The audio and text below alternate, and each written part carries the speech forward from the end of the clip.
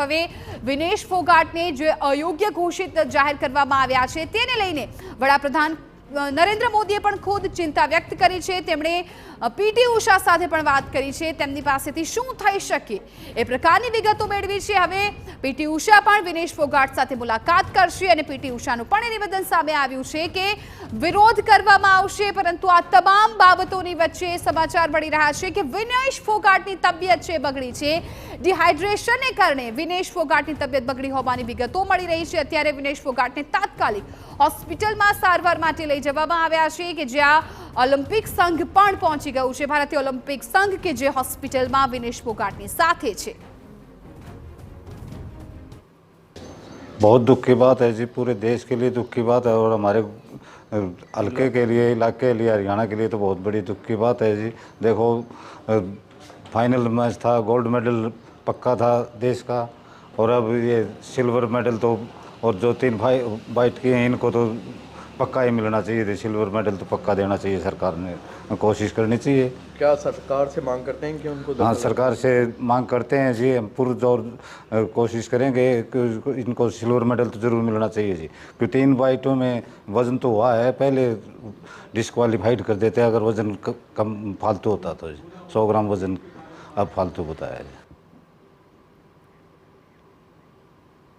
तो वડાપ્રધાન નરેન્દ્ર મોદીએ પણ ટ્વીટ કર્યું છે આ ઘટનાને લઈને અને કહ્યું છે કે જે પણ થયું છે તે ખૂબ જ દુઃખી છે। તમે મજબૂતીથી પરત ફરો, તમે ચેમ્પિયનના પણ ચેમ્પિયન છો, એ પ્રકારનો પણ ટ્વીટમાં વડાપ્રધાન નરેન્દ્ર મોદીએ ઉલ્લેખ કર્યો છે। વિનેશના અયોગ્ય જાહેર થવા પર પીએમ મોદીએ દુઃખ વ્યક્ત કર્યું છે। વિનેશ ફોગાટ તમે ચેમ્પિયન છો તેવું વડાપ્રધાન નરેન્દ્ર મોદીએ પોતાના ટ્વીટમાં ઉલ્લેખ કર્યો છે।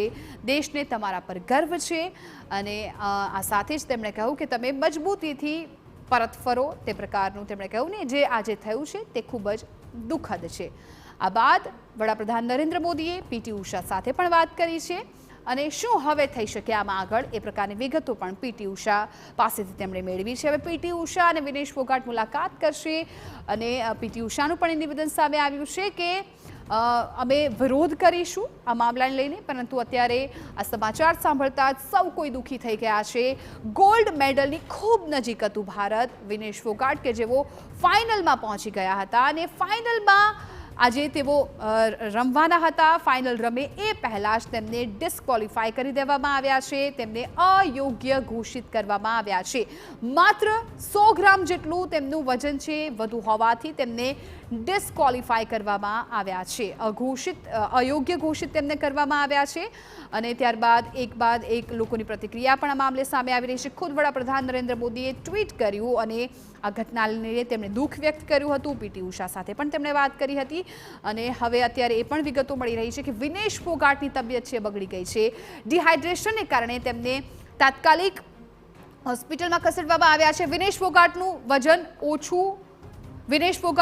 150 ગ્રામ વધુ હતું, તે પ્રકારની વિગતો અત્યારે સૂત્રો તરફથી અમને મળી રહી છે। 50 કિલોગ્રામ કેટેગરીમાં 100 ગ્રામ વધુ વજનની છૂટ મળે છે, તે પ્રકારની વિગતો મળી રહી છે। વિનેશ ફોગાટે વજન ઓછું કરવાના અનેક પ્રયત્નો પણ કર્યા હતા। વિનેશ ફોગાટનું વજન 150 ગ્રામ વધુ હતું, સૂત્રો તરફથી આ જાણકારી મળી રહી છે। 50 કિલોગ્રામ કેટેગરીમાંથી 100 ગ્રામ વધુ વજનની છૂટ મળતી હોય છે।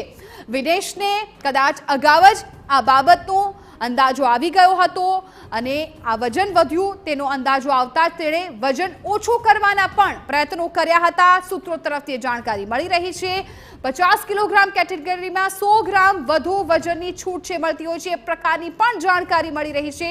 વિનેશ ફોગાટે વજન ઓછું કરવાના પણ અનેક પ્રયત્નો કર્યા હતા। વિનેશને જેવી પણ જાણ થઈ કે તેનું વજન છે વધુ બતાવી રહ્યા છે અને જે પ્રમાણે રમતના નિયમો છે એ પ્રમાણે વજન વધારે ન ચાલે, ડિસ્ક્વોલિફાય પણ થઈ શકે અને આ બાબતની જાણ થતાં તેમણે તાત્કાલિક જેટલા બનતા એ પ્રયત્નો વજન ઓછું કરવા માટે કર્યા હતા। मैं तो